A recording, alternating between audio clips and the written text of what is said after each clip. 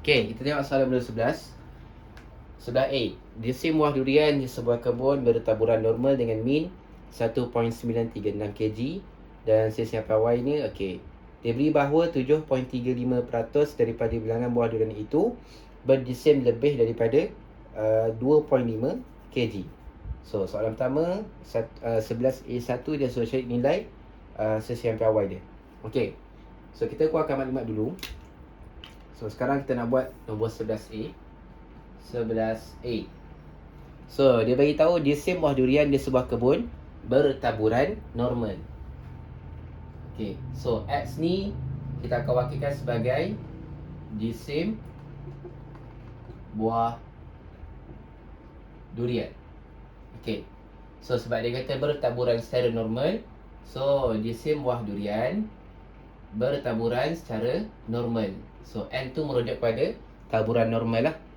Okay, so dia beritahu min dia 1.936. So, ni dia punya tata cara penulisan untuk taburan normal.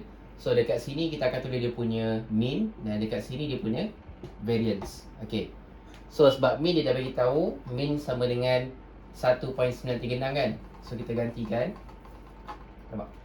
1.936 dan dia beritahu sesampai awal dia boleh simbol tu. Tapi dekat sini kalau tata cara penulisan dia, dekat sini sepatutnya variance dia lah.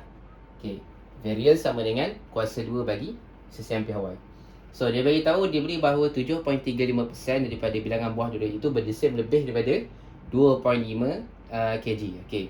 So, bila dia beritahu peratus 7.35%, ingat kalau dalam bab kebarangkalian ni, peratus tu akan mewakili nilai kebarangkalian kita. So, kalau peratus kita tukar dia jadi perpuluhan, dia akan jadi 0.0735.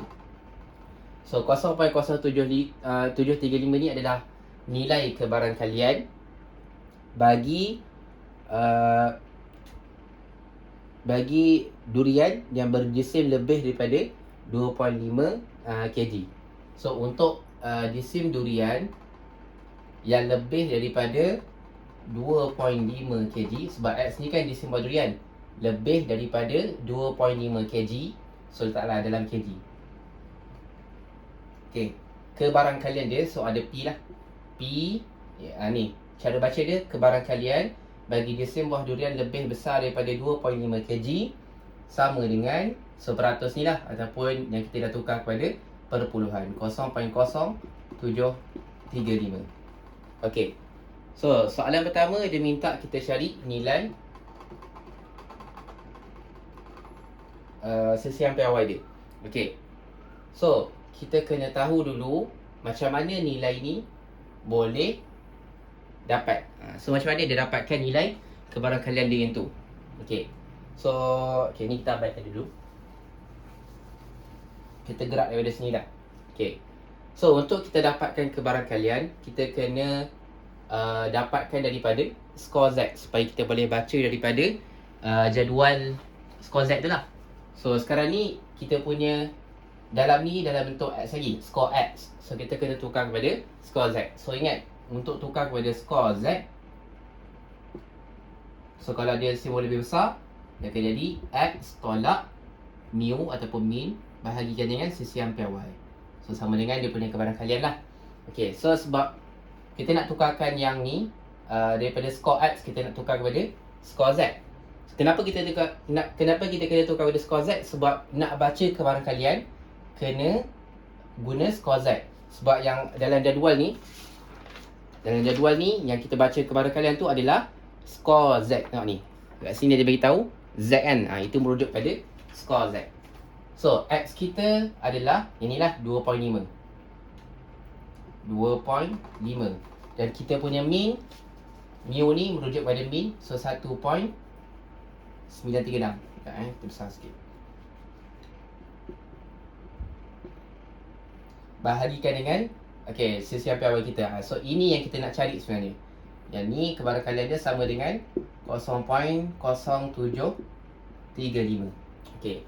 So, daripada sinilah kita akan cari dia punya kebarangkalian. kali daripada sini lah kita akan cari dia punya sisihan piawai. Okay, so apa step seterusnya?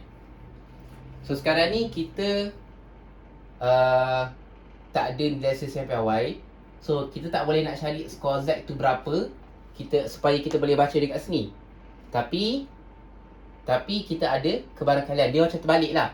Kalau kita ada skor Z, maknanya kita boleh kira ni dapat satu nilai. So kita boleh tengok pada jadual dan dapat kebarangkalian 0.0735.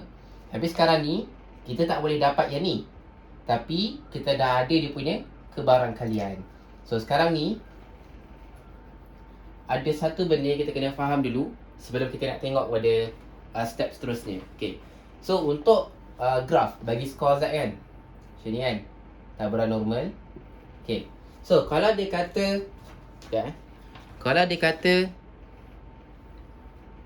okay, sebelum tu okay, so separuh daripada graf nilai dia adalah 0.5. Itu kena tahu. Kalau full nilai dia adalah 1. So 0.5 ni nilai kebarangkalian lah. So kalau separuh daripada graf, nilai kebarangkalian dia adalah 0.5. Okay, so kalau full 1 lah nilai dia. Okay, so sekarang ni katakan saya punya bacaan nilai P Z lebih besar daripada, lepas tu dia punya nilai ni 0.4. Contoh. So dia punya kebarangkalian nilai dia ni kurang daripada 0.5. So maksudnya kawasan berlorek tu tak sampai separuh daripada graf. Dan kita kena tengok untuk dia untuk kita lorek kawasan tu, kena tengok juga dia punya simbol dekat sini. So sebabkan dia lebih besar, untuk dapatkan 0.4 ni dia kurang dari separuh graf. So nilai Z tu mungkin ada dekat sini. Mungkin lah. So kita lorek. So ini adalah 0.4. Cuba bayangkan kalau saya letak Z tu dekat sini. So bila kita lorek kan, sebab dia lebih besar kan, so kita akan lorek belah kanan. So dia dah lebih daripada separuh graf. So tak jadilah, tak kenalah dengan 0.4. Okay, so itu yang pertama. Contoh lain pula, kalau graf taburan normal, katakan dia punya nilai ni lebih besar daripada 0.5. Kita ambil 0.7. So kita tahu dia akan lebih besar daripada separuh graf ni. Dan dia simbol dia lagi lebih besar kan. So maknanya dia akan berada dekat sini lah skor Z dia. So kita lorek belah kanan sebab lagi besar. So betul, dia punya graf yang lorek tu lebih daripada separuh sebab dia 0.7 kan, lebih besar daripada 0.5. So katakan lain kes pula, katakan Z lebih besar, Z lebih kecil. So katakan okay, sekarang ni dia lebih besar daripada 0.5 kan. So maksudnya dia akan lebih pada separuh graf. So kawasan Z tu dia akan berada dekat sini, supaya bila kita lorek sebelah kiri dia, sebab lebih kecil kan, so sebelah kiri dia akan dapat lebih besar daripada separuh graf. Okay, kes yang terakhir, katakan kalau dia lebih kecil dan yang ni kurang daripada 0.5, katakan 0.3. So kawasan ataupun kawasan berlorek dekat graf taburan normal ni, kawasan Z tu akan berada dekat sini. So dia punya kawasan berlorek tu lebih kurang daripada separuh graf. Okay, so kena tengoklah, kalau Z tu kita tahu kedudukan dekat belah kanan, so Z tu dia akan dapat nilai positif. So dekat sini kawasan Z tu adalah positif. So kalau dekat bahagian kiri ni tu adalah negatif. So kena tengok itu dulu. Itu kena faham dulu supaya kita boleh teruskan kat sini. Okay, so balik kepada soalan ni. So kita tengok Z lebih besar dan dia punya kebarangkalian kurang daripada 0.5 kan. So kita tahu dia punya kawasan berlorek tu tak sampai pun separuh graf. So kita punya anggapan awal macam ni lah. Sebab dia lebih besar dan dia kurang dari 0.5. So Z tu mungkin ada dekat sini. So graf ni kawasan berlorek ni mewakili dia punya kebarangkalian 0.0735. Okay, so kita tengok skor Z ni berada dekat kawasan positif kan. So maksudnya lepas kita kira semua ni, skor Z kita akan dapat satu nilai positif. Okay. So sekarang ni kita dah ada kebarangkalian, tapi kita tak ada yang ni kan. So kita kena tengok daripada jadual ni mana yang nilai dia hampir dengan 0.0735. So kita cari sekejap, saya pun mau nak cari. Okay, dah jumpa. So nampak dah okay, nampak. So 0.0735 ada dekat sini, nampak tak itu yang atas muka pen tu. Tu 0.0735. Nampak kan? So kalau kita tengok, kita nak baca dia, tengok belah kiri dia pergi dekat ujung. Lemak lari pula sekejap susah sikit. Okay, mana tadi? Okay, ni 0.0735, tarik dia sampai ujung. So tengok dia 1.4 Okay, betul. So dia selari dengan 1.4. Okay, itu untuk yang belah kiri. So tengok atas dia pula. Atas dia yang ni 0.0735, tengok atas dia 5. So nilai skor Z dia adalah, so maksudnya kita tahu PZ lebih besar daripada, saya cek balik, 1.4. So nilai atas dia tu 5. So akan dapat inilah sama 0.0735. So sekarang kita dah boleh compare dia punya nilai skor Z yang ni dengan yang ni. So ini kena perhatikan sebab kita dah tahu skor Z tadi dekat kawasan positif. So sini positif lah. Katakan kalau skor Z tu dekat sini, so sini dekat sini kena letak nilai negatif. So contohnya boleh jadi negatif 1.45 contohlah. Okay. So sekarang kita dah boleh compare nilai ni dengan nilai ni. So 2.5 tolak 1.936 perkan dengan sisian piawai sama dengan 1.45. So kira lah 2.5 tolak 1.936 sama dengan 1.45 1.45 sisian piawai. Saya lupa nama simbol dia tu. Okay, so saya bagi sisian piawai dia lah. So 25 tolak 1.936 2.5 tolak 1.936 akan dapat 0.564 sama dengan 1.45 sisian piawai. So sisian piawai kita akan dapat 0.564 bahagi 1.45. So akan dapat 0.3890 lah. Kita ambil 4 titik perbulan bunda kan. Okay. So itu nilai sisian piawai yang kita akan dapat sebagai jawapan akhir. Okay. So dah dapat dah sisian piawai dia 0.3890 kan.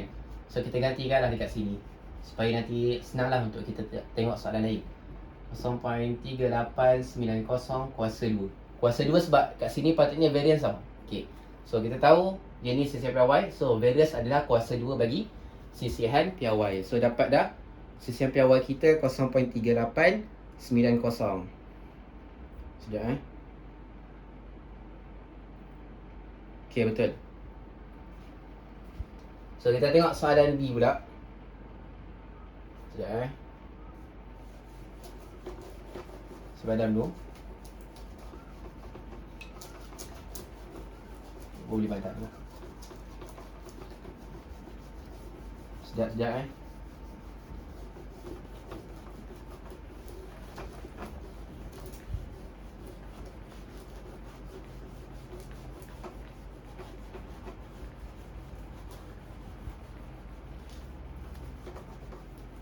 Okay.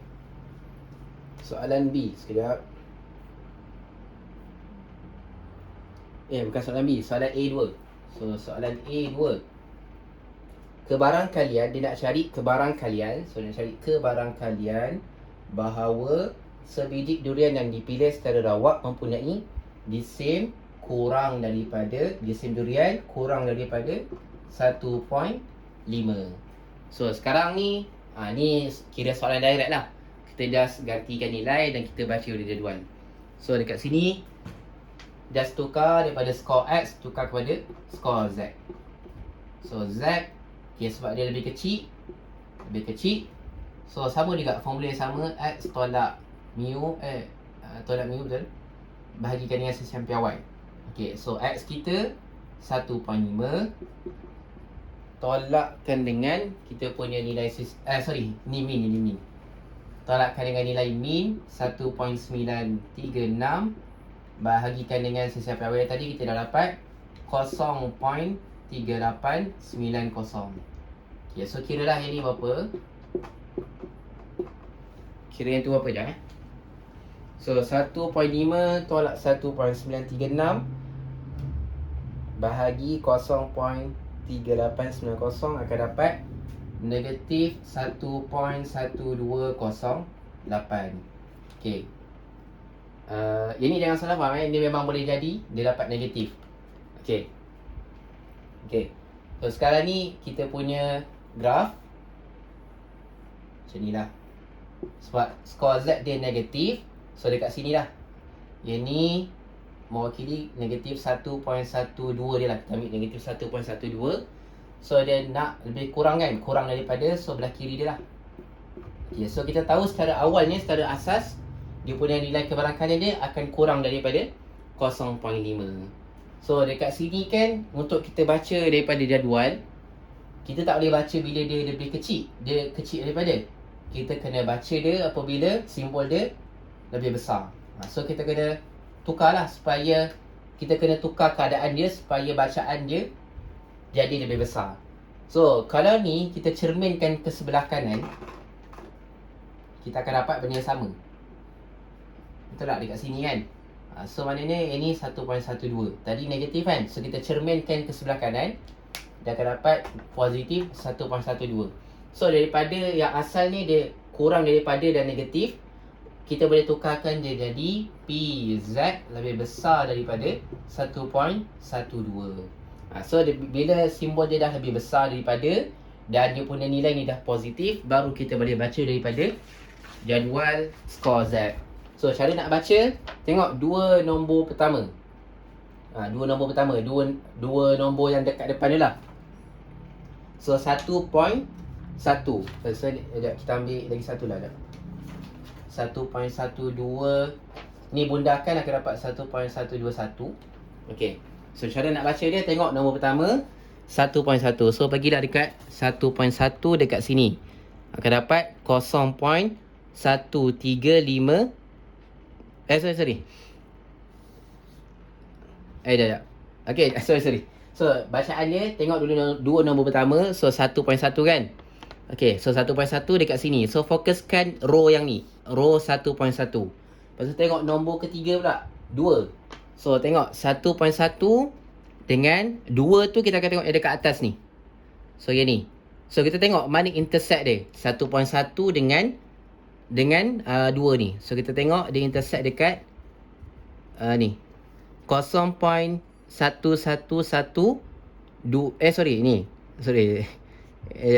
Saya pun keliru jap. 1.1 ni 0.1314. Okay, so sekarang ni kita ada 0.1314. Tapi jangan lupa ada lagi satu nombor dekat belakang, iaitu 1. So 1 yang dekat belakang tu kita akan tengok dekat bahagian yang ada tolak ni. So 1, dia kena tolakkan dengan, sama juga cari intersect dengan 1.1 tadi. So ni kita garisan, ni akan dapat dekat sini lah, tolakkan dengan 2. Okay, korang boleh check dekat kertas korang sendiri. Sebab saya pun susah sikit nak tengok dari sini. So tengok intersect dia 1.1 dengan yang ni, dengan 1. So 2 lah. So kita akan tolakkan dengan 0.0002. So 4 tolak 2 akan dapat 2. So yang depan ni sama dia lah. Okay.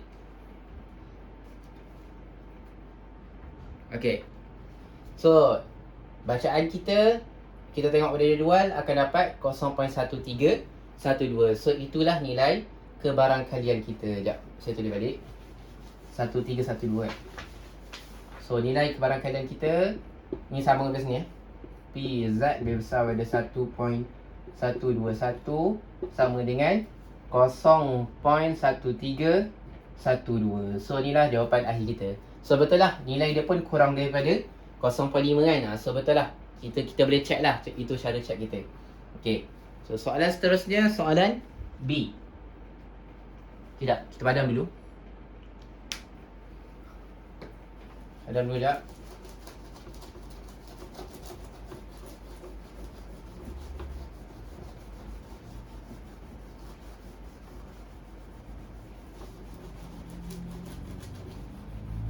Okay, so kita tengok soalan B.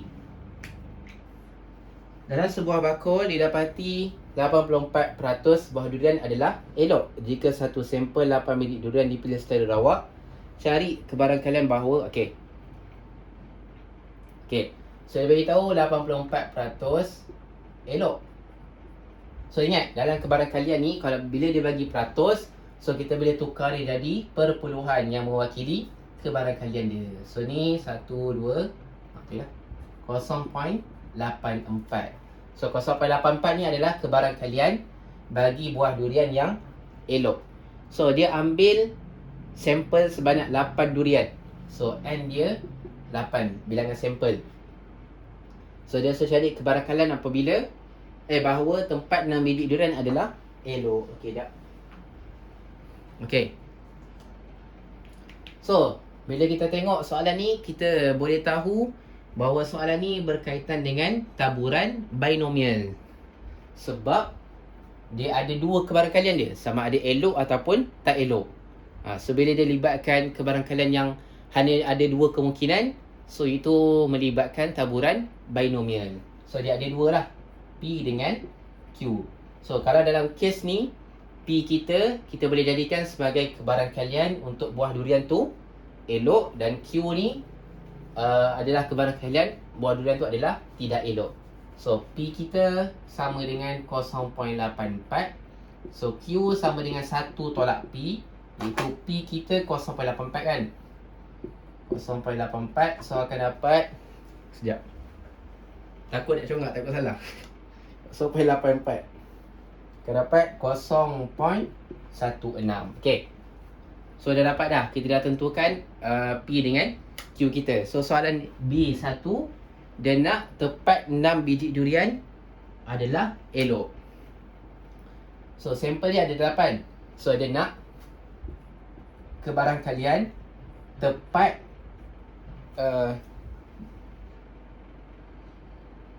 cuma X untuk yang ni dah berubah lah. Dia bukan the same lagi. Sebab ni untuk soalan A tadi. So kalau untuk yang soalan B ni, soalan B, dia X tu kita akan wakilkan bilangan durian. Bilangan durian. So untuk binomial, apabila bilangan durian ni bertaburan secara binomial, so sini N, sini P. So N kita itu bilangan sampel adalah 8. Dan P kita kebarangkalian untuk berjaya ataupun satu kemungkinan tu berlaku adalah 0.84. Okey. So sekarang ni dia nak tepat 6 kan? Tepat bilangan durian tu adalah 6. So maknanya kita nak P kebarangkalian bilangan durian X tepat sama dengan 6. Okey. So masukkanlah dalam formula binomial. NCR, P kuasa R, Q kuasa N tolak R. So N kita 8, C kita C tak adalah C, so R kita dia nak 6 kan. So 6 lah. Ni R tau. Ini juga mewakili R. So P kita 0.84, R kita yang ni 6. So N tolak R, belum lagi Q 0.16,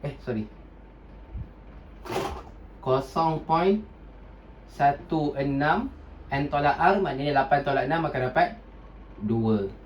Okay, so ni tekanlah kalkulator. 8C 6. So saya sarankan tekan satu tau. 8C6, lepas tu tekan sama dengan, okay, lepas tu darab 0.84 kuasa 6.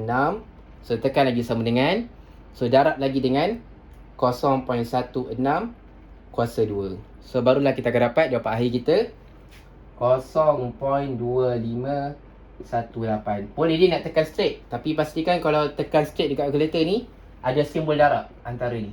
Kita letak simbol darab dekat kalkulator. Kalau tak nanti dia akan dapat error lah. Okey. So dapat dah untuk soalan B1. Soalan B2. Dia nak selebih-lebihnya 7 biji durian adalah elok. Tak.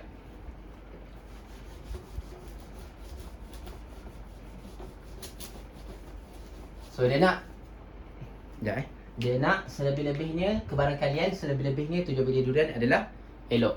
So apa simbol bagi selebih-lebihnya? So simbol bagi selebih-lebihnya adalah kurang ataupun sama dengan kurang ataupun sama dengan. So dia nak kebarangkalian bagi X bilangan durian tu selebih-lebihnya 7. So kurang ataupun sama dengan 7. Okey. So kalau yang ni kita ada dua cara. Sama ada kita nak buat P X sama dengan 0, tambahkan dengan P X sama dengan 1, tambah P X sama dengan 2 sampailah tambah P X sama dengan 7. Okey. So ini cara yang pertama. Tapi yang ni akan makan masa yang sangat banyak lah. So ni boleh katakan ni membazir masa lah. So cara lagi satu kita boleh guna sama juga dengan 1, iaitu total kebarangkalian, tolakkan dengan P X sama dengan, sebab sini kan dia termasuk 7 kan, sini 0 sampai 7 kan. So yang tak termasuk ni adalah 8 lah. So yang saya kan sampel dia 8. So 7 dah termasuk. So yang tak termasuk tu adalah 8. So ini cara yang lebih pendek daripada kalau kita nak buat satu ini panjang kan. So kita ambil cara yang pendek. 1, total kebarangkalian, tolakkan dengan yang tak berkaitan dengan ini. So ni kiralah 1 tolak. So sama juga ini kita akan masukkan dalam formula NCR tadi. So N kita 8, C kita C tak ada, R kita 8 juga sebab 8, sini R. Okay. So P kita 0.84 kuasa R, so 8. Lepas tu Q kita 0.16, 8 tolak 8 kosong. So dapat 1 tolak 8 C8 1 kan. 1. So ni kuasa 0 buat 1, so tinggal ini dah 0.84 kuasa 8 akan dapat 0.2479. So ni tolak lah. 1 tolak 0.2479 akan dapat 0.7521.